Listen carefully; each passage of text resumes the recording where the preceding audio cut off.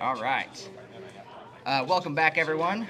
We have Jonathan Wright and Rhett Heartsill with us. So, since the flight was canceled, we're going to talk about what their approach would have been had they actually gone through with the flight, and sort of what the thought process would have been, strategy, things like that.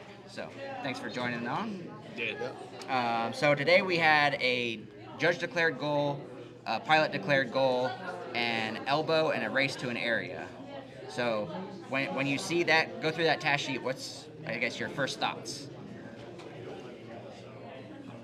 I mean,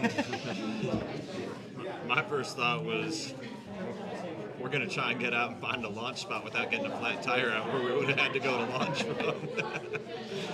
'Cause that's pretty far out there. I mean, we're out way in the wilderness where they were setting us up for. But I mean, I don't know. There wasn't a whole lot of thought about it this morning. It is all straight line. There was almost no turn in it other than just the lower winds on surface variability. So it's kind of like they set us up with some tasks that rely on a lot of ability to turn, and there's no turns. So pretty much that's what I was sort of wondering looking at it. Is like, it kind of seems like there was straight. I don't know how we were going to do an elbow too well. Yeah. I mean, as far as I was seeing it, it was looking like it was going to shape up to just be a luck of the draw, whoever got the luckiest grab on a turn there, or if you could manage to work some surface wind and be able to get something hitting right on the deck. What about you, Rhett? Yeah, the first two tasks were, everything was in order today, so judge declared goal, then PDG. What made it a little difficult was the last two tasks were tied together. Well, and even the PDG. Even the PDG. Yeah. So you've got your PDG mark started your elbow. Yep. And then your last two elbow points were your race to an area. So it was kind of tough. Was somebody going to bail on the elbow or the race to an area to win the task and get, low score for the next one? Yeah. So it's going to be difficult to get, achieve 1,000 points on both of those tasks. Our strategy was to declare the PDG, wherever we saw the fastest wind altitude, at that altitude to be in the fastest wind to start our elbow. Okay, so you could just keep going which would, the fastest wind, and then to start your race to an area coming back. Okay. So. Good deal. So, interestingly, my thought was almost the exact opposite, was to strategize to set myself up for the first leg of the elbow to be in the slower wind layer and climb into the faster layer for the second leg.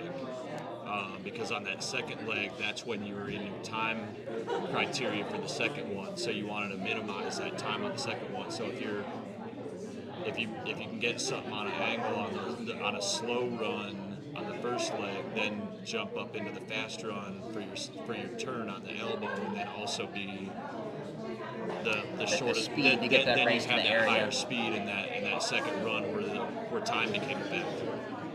Sure. No, and I agree with that as well.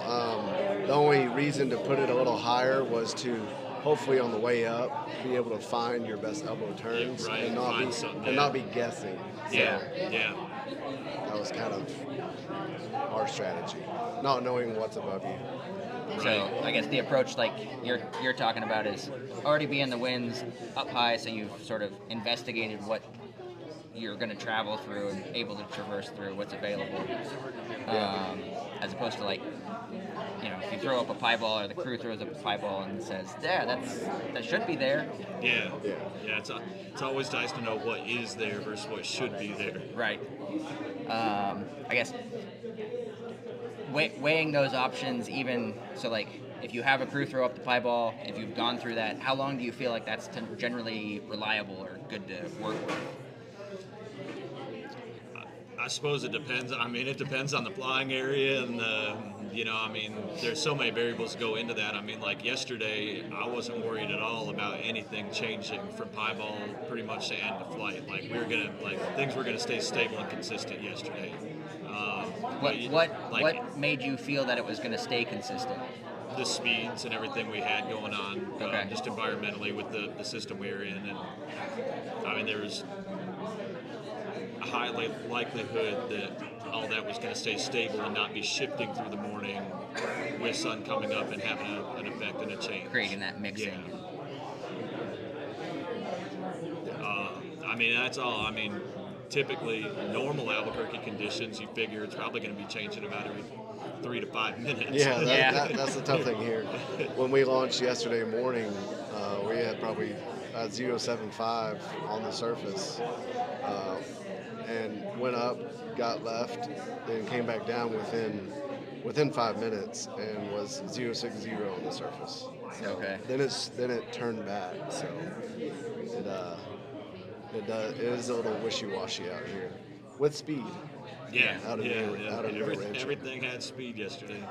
But generally, I guess, do you prefer, so like on a test sheet today versus yesterday, do you always prefer speed?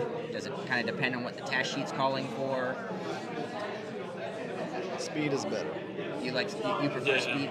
Do you like the speed just because then it sort of lets you get through the tasks faster and you can sort of rely on those winds and not have to deal with sort of wishy-washy winds? Yeah, I just really slow light and variable winds get frustrating because you're the time of the task when they close. Okay. You really have to start watching the time, and sometimes you have to bail early or drop early to move on to the next task to finish the flight.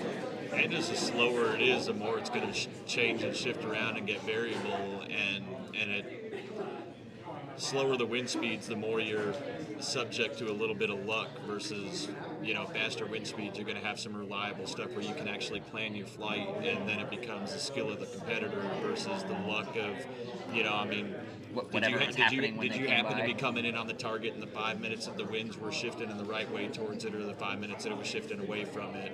We've all been in those frustrating situations where we're just kind of, at the mercy of whatever. It's just flip-flopping around, especially out here, And it's frustrating because then you're not putting us to task as pilots and our skill set. It's just whoever's happening to get the luckiest draw on what wind push they got. Yeah. The faster the winds go, the less that's going to happen. Gotcha. So Rhett, you talked a little bit about on this task sheet today, how people could have approached it if they wanted to bail out on sort of sacrifice a result on one task to go to start the next task. If you're looking at that, is that a in the air call on what thing you're going to sacrifice or sort of give up on, or are you kind of strategizing that before takeoff potentially even? Yeah, I still personally would try to score well on both tasks. And so you're always going to try to get best everything, but whenever you're and somebody may score 1,000 points on the base tune area and say the fastest wind, same altitude. Yep.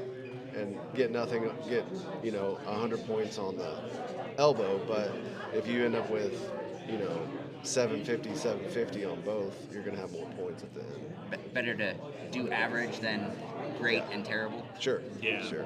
Yeah. I mean, I think that's always we're the sort of two getting to the best. Yeah.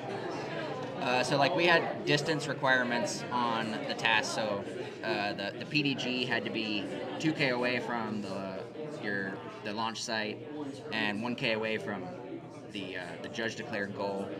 So when you have those distance requirements, do you generally try to, I guess it's going to depend on speed and everything, but do you prefer it to be sort of as close together as possible or more spread out to give time? It kind of depends on how many tasks you've got, and this was essentially 4 tasks or 3 tasks in 4. Yeah. So it wasn't too many. You weren't going to go too far. So I would give a little more room than say 2.5K to 3K after the judge for the PDG possibly. And that would give you some room to negotiating room. Go test out some layers for the elbow. Okay. So before you get to the PDG, is that upper fast wind there? And Maybe. Then, yeah. If you get up and down in enough time. But then on a good elbow day, that could potentially throw off your PDG if you're sort of fishing for that, because now you've Sure. gone off the line for that. It so. could, yeah. Right on. I guess any final thoughts on Tashi or anything for today? I think Tashi's like this. Do you like them? Do you prefer more complicated, less complicated? I don't like the combination on those last two tasks, how tied to each other they were, and how much they made it difficult to achieve You like potentially everything to 1,000 sort of be- point on both of those tasks. You kind of had to pick and choose if you're going to make a concession somewhere. Gotcha. Did you not like the sort of how they're sort of melded together? Yeah. Okay. Yeah, I agree with what Jonathan said. Especially, we're launching at the edge of the map, so we have plenty of room. So I don't see plenty of room and time if the winds didn't get too fast. That we can. I think yesterday we flew for 30 minutes, maybe. So, Yeah, 35-minute flight yesterday. So I don't think there's a reason to tie the last two tasks together, given 4 tasks and plenty of time and area to run. Gotcha. Cool. Well, thanks for jumping on and talking with us. Absolutely. Thanks for having us. All right. Thanks. Take care.